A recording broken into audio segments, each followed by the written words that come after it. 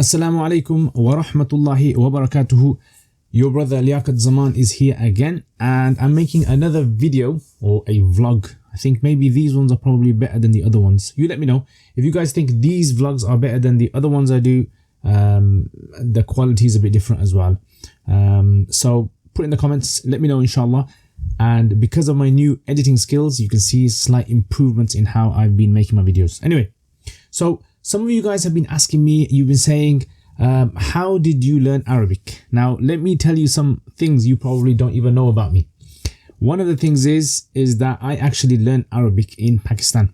Yep, seems strange, doesn't it? In Pakistan, yes, I learned it in Karachi. I went and I studied there.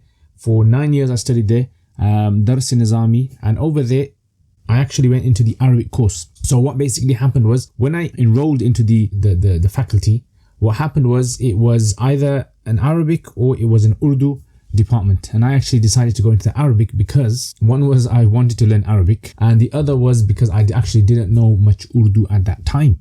And even the Urdu that they were speaking over there was like very, very fast Karachi Urdu. Yeah, if any of you guys know Karachi, it's a bit like Karachi biryani, yeah, very fast. I mean, you know, like very, very, very difficult to understand. So anyway, so what happened was basically, I joined there and I learned Arabic over there, and alhamdulillah, I've never regretted learning it, and alhamdulillah, I'm very happy that I learned it there. So that's something maybe you didn't know about me, how I learned Arabic. And now I'm going to break this down into 5 points, right? So 5 points about how I learned Arabic. So point number 1, one of the things I would do to learn Arabic was I would force myself into understanding Arabic. I think that was a very, very crucial thing. You know, when you're kind of learning how to swim, if you kind of just stay in the shallow end, it takes you a very long time to learn, doesn't it? Like if you're driving a car and you only drive in the quiet roads, you're not going to really learn very fast, will you? You have to go into the difficult areas and start driving, on roads which are busy. So what I done was I used to get a text and I would try my best to understand as much as I could. Now there is a method, if you guys don't know about this, the Finaland Method. It's a method. There was some scientist, I don't know much about him. You guys probably know more than me about him, Feynman. And what his method was basically, it was anything you're going to study, first of all, write down or mention all the things you know about it. So let's say, for example, you want to study about the moon. So write down everything you know about the moon. And then when you start learning, you won't focus too much on the things that you already know. So that will save you from wasting time into going to those things which, some people, I'll give an example. Some people, they study Arabic grammar and they learned about the mubtada, the khabar, and the fa'il, and the maf'ul bihi, and they learn it again and again, and they spend the same amount of time, you can say, or maybe even more, learning the same thing again. Now you don't want to do that, especially with nahu and fiqh and these kind of things. The things you know, put them to the side. The things you don't know, focus on them. So that's what I would do. Number 1, I would try and understand as much Arabic on my own as I could, and the rest I would try to kind of learn it from other people, classes and all that. Number 2, I would try to speak as much as possible in Arabic. Now, those of you guys who know me or were with me in the madrasa would know I did not used to stay in the dorm with anyone who spoke English. I wouldn't stay with them. There were some people who spoke a bit of English in our dorm, but I would try and avoid speaking English. I would just try to focus speaking on Arabic, and because it was Pakistan Urdu, I would just kind of try to learn my Urdu. So it was just like kind of, you go upstairs, you go to your room, you speak Arabic, you come back downstairs, you go to class, you speak Arabic. So I would try to speak Arabic as much as possible. That way, what happened was I became more and more confident every single day. I couldn't see the kind of change, like when you're training and, you kind of every single day you try and improve and improve and improve. But you can't see the improvement taking place. But when you go and meet your friend who you haven't met for a few months, and he sees you or they see you, and you say, whoa, you've improved, your body's changed. So that's what happens with Arabic as well. So you need to speak as much as possible, and don't be shy, yeah? Let me tell you this, guys. Do not be shy. And I'll tell you a story, yeah?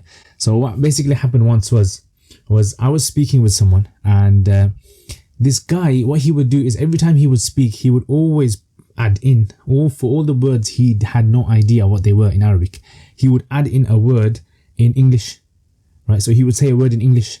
So I realized this is an excellent idea. This actually builds confidence in speaking.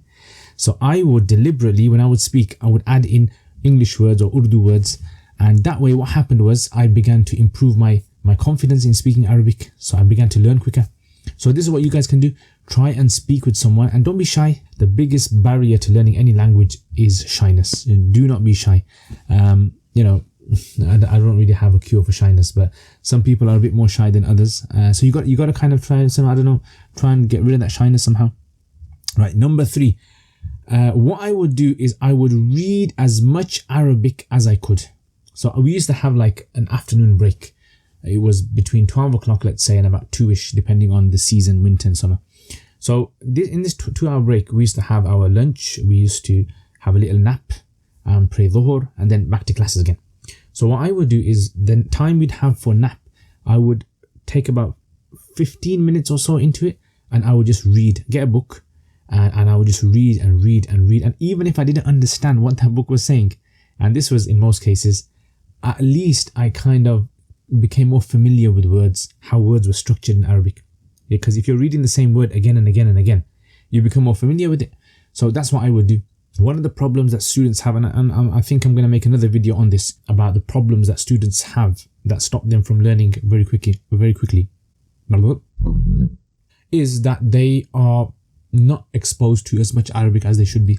It's like, for example, a person wanting to learn how to swim in the ocean or the sea, and they kind of just practice in their back garden pool or something. You don't want to do that.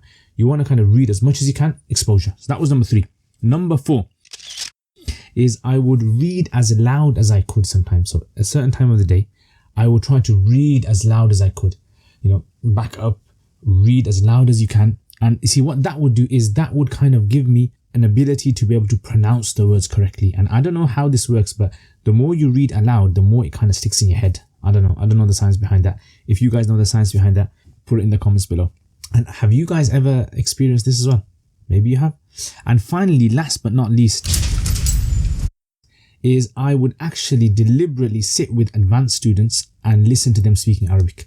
So the advanced senior students that we had, I would kind of just go sit with them, make friends with them, maybe take them for tea, and maybe even I had this one friend, alhamdulillah, and he was from Tunisia, and in the evenings he would actually go with me and he would have tea. And the thing about him was he couldn't speak any other language, and maybe this was a mercy and a gift from Allah Ta'ala, that he actually would deliberately, this guy would speak to me in Arabic, and a lot of the words I wouldn't understand, so I would have to kind of say to him, I urid tea, chai, urid chai, and he would say, oh, okay. So we would go, and then that way the basic kind of language, the terms that you use on a daily basis, I would already have learned that on the side, and that would really help me a lot. Like maybe 20% in class, 20%, 30%, it would get me around.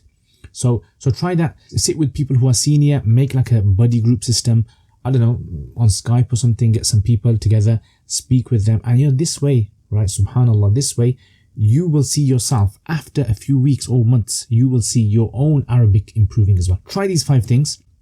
Let me know, put in the comments what kind of things you would add to these, right? And what have you experienced yourselves in helping you guys to learn Arabic very fast. Thank you very much for watching this video. And again, shout out to all my patrons. Their names are going to be coming up soon. Jazakumullah khair. May Allah reward all of you guys abundantly, for everything that you guys have supported me through. And if any one of you guys want to support me as well on Patreon, by doing this, inshallah, you're going to be helping other people out there as well with all the videos I make. I try to make a video, if you've seen, like at least one every day now, and I'm thinking of making some other new series as well, and covering some texts in Arabic and fiqh and other things as well, and covering, inshallah, the entire Quran, inshallah. So jazakumullah khair. If you like this video, give me a thumbs up and share it with your friends and family, and take care, and remember me in your du'as. Assalamu alaikum wa rahmatullahi wa barakatuh.